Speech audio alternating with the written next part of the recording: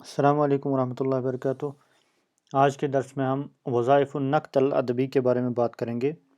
وظائف النقد الادبی سے مراد ادبی تنقید کے اغراض و مقاصد ہیں۔ وظیفتن کا مطلب مقصد ہے، فنکشن ہے۔ وظائف النقد الادبی، فنکشنز آف لٹریری کرٹیسزم کے بارے میں ہم بات کریں گے۔ إذا كان النقد أحد الأجناس الأدبية التي نشأت في رحاب الأدب فإن محوره لا بد أن يكون هذا الأدب بأجناسه المختلفة، وإن كان الشعر محوره الأول، وباعتبار أن هذا الفن الأدبي قد نما وتطور بفعل عوامل متعددة فإنه أصبح فعالية متميزة لها أهداف وغايات ووظائف۔ ادبی تنقید ادب کے ہی اجناس کی ایک صورت ہے۔ چنانچہ جب ہم نے اقسام الادب کے بارے میں بات کی تھی، وہاں ہم نے آپ کو بتایا تھا کہ ادب کو بنیادی طور پر ہم دو حصوں میں تقسیم کرتے ہیں، ایک الادب الانشائی اور ایک الادب الوصفی۔ الادب الوصفی، انشائی کی جتنی بھی اقسام ہیں وہ آپ دیکھ چکے ہیں مفصل صورت میں۔ جہاں تک الادب الوصفی کا تعلق ہے، اس کے دو بنیادی حصے ہم نے آپ کو بتائے تھے، ایک تاریخ الادب العربی اور ایک النقد الادبی۔ ظاہر سی بات ہے کہ یہ ادب کے ہی اقسام کی ایک صورت ہے النقد الادبی، اور ادب انشائی وصفی کی تشریح کرتے ہوئے ہم نے آپ کو سمجھایا تھا کہ ادب انشائی کس طرح براہ راست زندگی کے مسائل کو، اس کائنات کو اپنے مطالعے کا ذریعہ بناتا ہے، یعنی اس کا ہدف اور اس کا مواد جو ہے وہ وہاں سے آتا ہے، اور ادب وصفی جو ہے وہ اس ادب کا مطالعہ کرتا ہے۔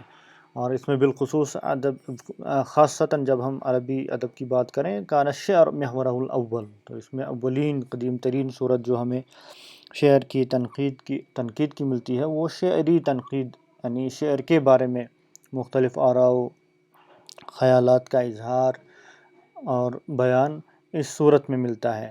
اور شاعری اور ادب کی ترقی کے ساتھ ساتھ اس تنقیدی جو سلسلہ ہے، تنقیدی جو روایت ہے، اس میں بھی ترقی ہوتی رہی، اور اس کے اہداف، اس کے مقاصد، اس کے وظائف جو وہ واضح تر ہوتے رہے اور ان میں وسعت آتی چلی گئی۔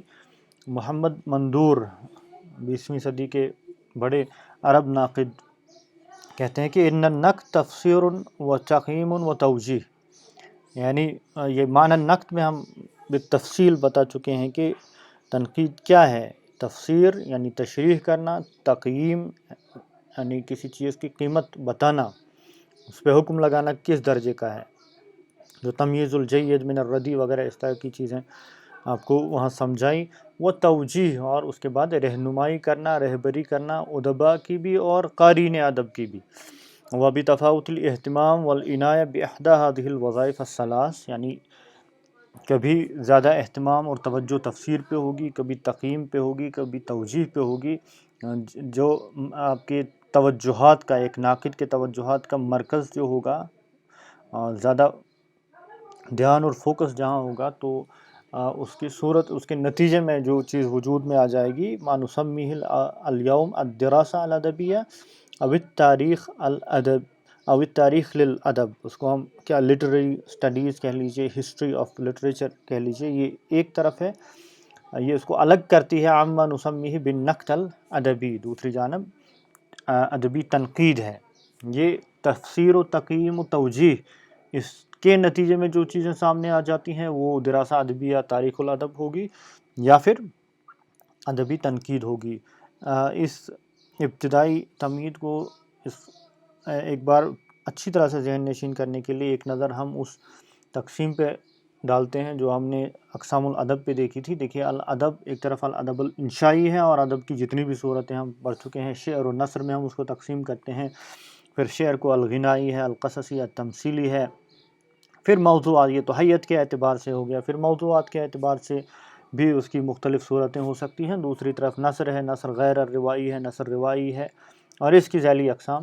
یہاں ہمارا جو مرکز ہے، موضوع ہے، جو فوکس ہمارا ہے، وہ ہے الادب وصفی پہ، اور وہ بھی دیکھیے کہ نثر کی صورت میں ایک طرف النقد تاریخ الادب ہے اور دوسری طرف النقد الادبی ہے. یہ ادب وصفی کی دو صورتیں ہیں. یہ ہم نے ابتدا میں اس چیز کی طرف اشارہ کیا جو محمد مندور کے قول سے واضح ہو جاتا ہے کہ اگر یعنی جب ہم ادب وصفی وجود میں آ جائے گا، یا تو اس کے نتیجے میں تاریخ ادب لکھی جائے گی یا پھر ادب کی تنقید ہوگی. اصل میں جب ادب کی تاریخ لکھی جاتی ہے وہ بھی بالواسطہ طور پر ایک تنقیدی عمل ہی ہے. بہرحال ويعتقد الدكتور حسام الخطيب في كتابه محاضرات في تطور الادب الاوروبی میں ڈاکٹر حسام الخطیب لکھتے ہیں کہ ان النقد لا يعتمد على شرح النصوص وتقييمها كما يفهم الناس عادة من كلمة نقد، بل تتعدى وظيفته تلك إلى تناول طبيعة الأدب ووظيفته ووصف الأنواع الأدبية ونشأتها وتطورها وغير ذلك من المسائل التي تدخل تحت عنوان نظرية الأدب أو التصور النظري للأدب.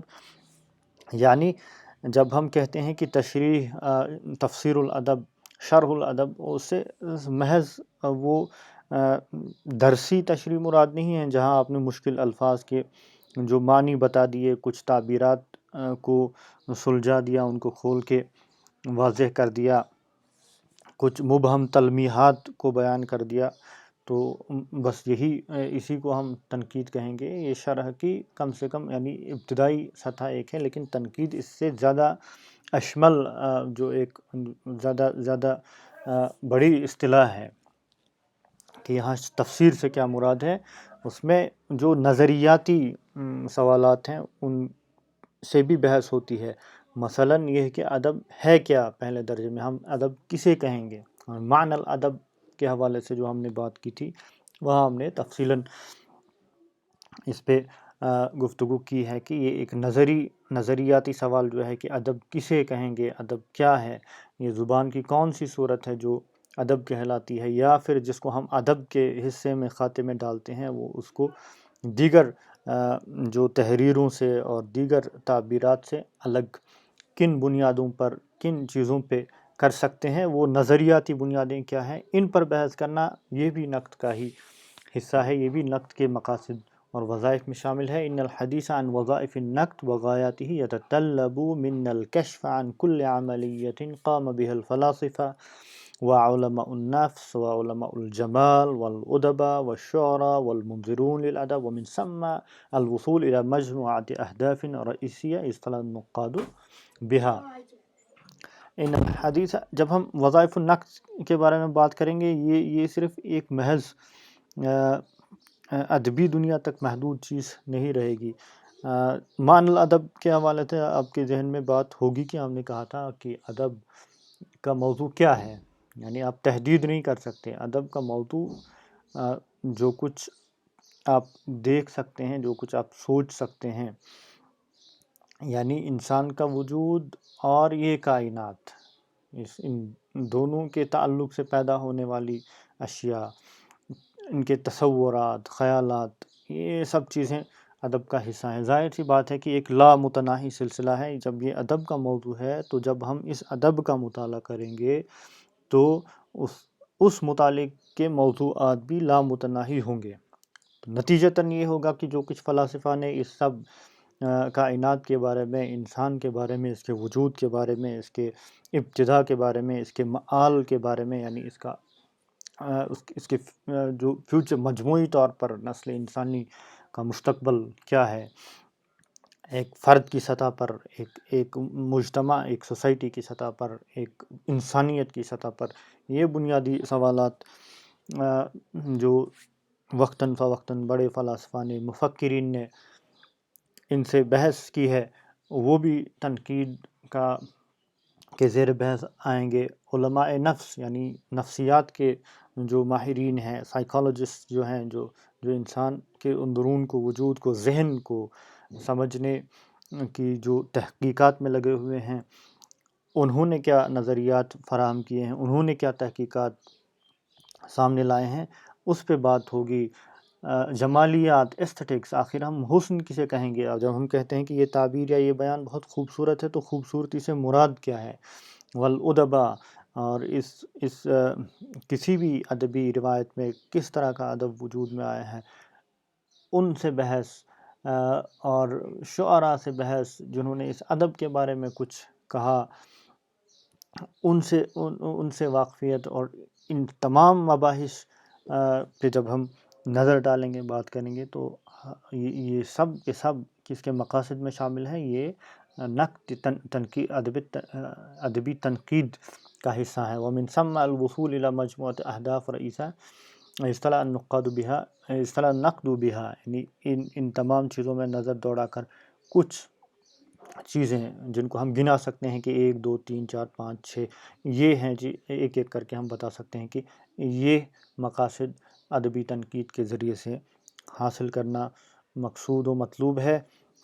ان تک پہنچنا جو ہے ایک نقاد کا کام ہے، وہ ہم ایک ایک کر کے بیان کریں گے۔